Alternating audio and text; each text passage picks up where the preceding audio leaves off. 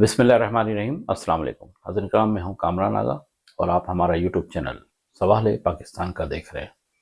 नाज़रीन कराम, आज बात करेंगे पीटीआई के एक सीनियर रहनुमा इमरान खान के करीबी साथी शहजाद अकबर साहब पर यूके पे तशद्दुद किया गया। साकिब निसार साहब एक बार खुद अपने आप को फरिश्ता ज़ाहिर करने की कोशिश कर रहे हैं। एमक्यूएम के सीनियर रहनुमा, मरकज़ी रहनुमा डॉक्टर इमरान फारूक की अहलिया शुमाइला फारूक की वफ़ात हो गई थी और उनकी तदफीन अब कराची में होगी। नाज़रीन इकराम, आज इस मौजू पे बात करेंगे, मगर इससे पहले आपसे रिक्वेस्ट है कि अगर आपने हमारा चैनल सब्सक्राइब नहीं किया तो इसे प्लीज़ सब्सक्राइब कर लें और बेल आइकन के बटन को भी प्रेस कर लें। बहुत शुक्रिया। नाज़रीन इकराम, शहजाद अकबर इमरान खान के करीबी साथी और ये तोहफ़ा फैज़ हमीद साहब ने इमरान खान साहब को दिया था। इमरान खान साहब के दौर में इमरान खान साहब को बड़ा शीशे में इन्होंने उतारा हुआ था और इनको टास्क दिया गया था कि नवाज शरीफ के खिलाफ सबूतें लाएं और ये करें।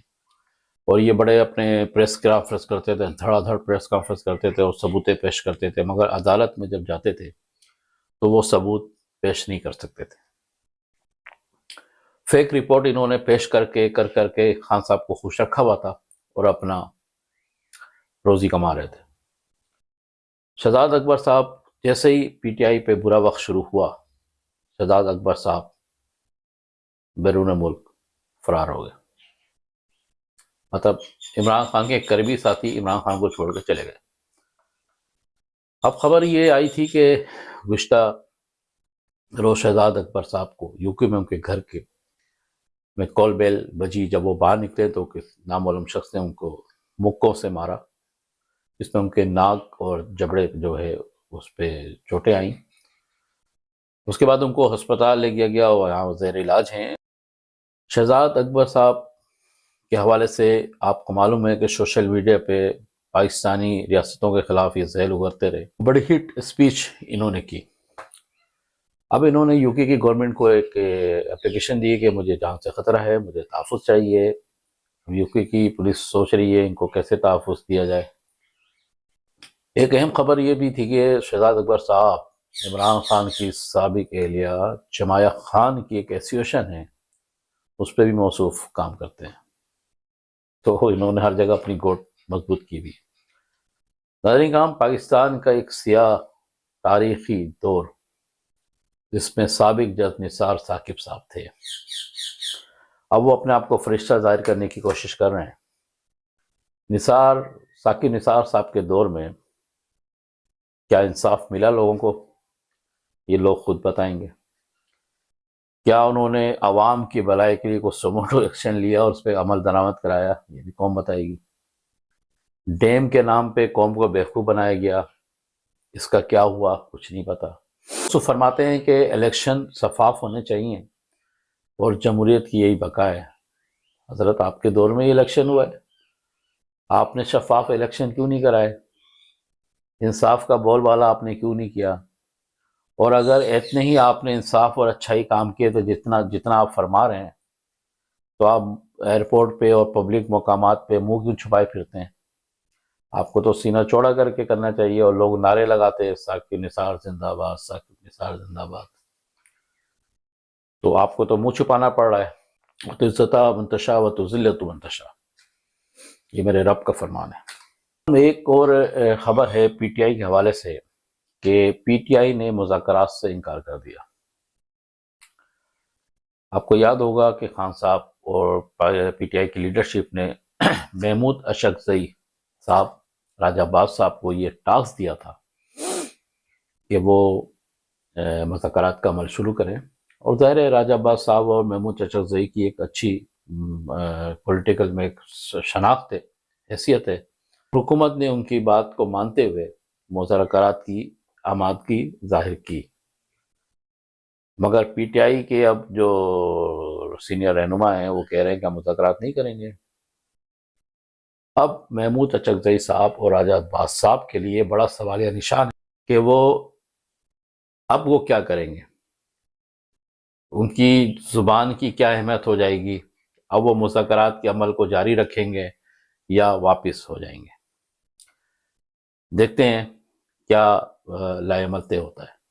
ناظرین کرام، ایم کیو ایم کے سینئر مرکزی رہنما ڈاکٹر عمران فاروق کی اہلیہ شمائلہ فاروق 19 دسمبر کو جو ہے انتقال ہو گیا تھا، اور گزشتہ روز ان کی لندن میں نماز جنازہ ادا کی گئی۔ نماز جنازہ میں ایم کیو ایم لندن کے جو قائد ہیں، بانی قائد M Q M Altaf Hussain صاحب، انہوں نے بھی شرکت کی، اور کافی عرصے کے بعد انہوں نے کسی تقریب میں شرکت کی۔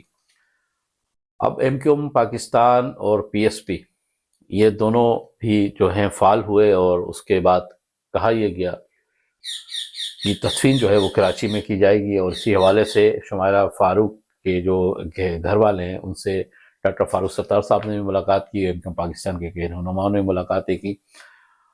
اب انتظامات جو ہے، کہا یہ جا رہا ہے کہ بھائی جان جو ہیں انہوں نے میت کے پورا خرچہ اٹھایا کہ میت جو ہے وہاں آئے گی کراچی میں، تو اس کی تمام تدفین کا خرچہ جو ہے بھائی جان نے اٹھانے کا کہہ دیا ہے۔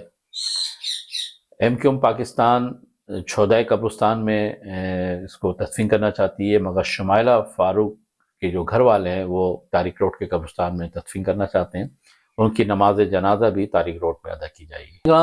جماعت اسلامی نے ای چلان پہ احتجاج کیا تھا، پروٹیسٹ کیا تھا، اور وہ گدھے پہ نمبر پلیٹ لگا کے آپ لوگوں نے سوشل میڈیا پہ دیکھی ہوگی۔ احتجاج پہ کچھ سندھی جو رہنما ہیں اور لوگوں نے بڑا تنقید کا نشانہ بنایا کہ اجرک کی بحرمتی ہو رہی ہے۔ اب جماعت اسلامی اس پوائنٹ سے جو ہے پیچھے ہٹ گئی ہے، اور وہ اپنی دفاع پیش کرنے لگی ہے۔ اب دیکھنا یہ ہے کہ چلان سے ہی پیچھے ہٹ جاتے ہیں، یا پھر بالکل ہی جو ہے نا اس معاملے کو دبا دیں گے۔ ای چلان پہ تو آواز ایک اور جماعت کی بند ہو گئی۔ ناظرین کرام، پاکستان کے حوالے سے دنیا بھر میں، خصوصاً امریکہ، اب امریکہ بھی پاکستان کی تعریفیں کر رہا ہے، پاکستان کی معیشت کے لیے بڑے اچھے الفاظ ادا کر رہا ہے، پاکستان کی جو عسکری قیادت ہے اس کے لیے بڑے اچھے الفاظ ادا کر رہا ہے، اور امریکہ بڑا جو ہے خرخواہ پاکستان کے لیے بنتے جا رہا ہے اور بن چکا ہے۔ اب دیکھنا یہ ہے کہ آنے والے وقت میں پاکستان کی معیشت میں کس طرح سے اضافہ ہوتا ہے، اور پاکستان معیشت کی طرف کتنی تیزی سے آگے ہوتا ہے۔ اس کے ثمرات اگر عوام کو ملتے ہیں تب تو خوش آئندے، اور اگر ثمرات عوام کو نہیں ملتے تو پھر میرا خیال ہے کوئی فائدہ نہیں ہے۔ اپنا بہت خیال رکھیے گا، کیونکہ سوال ہے پاکستان کا۔ پاکستان زندہ باد۔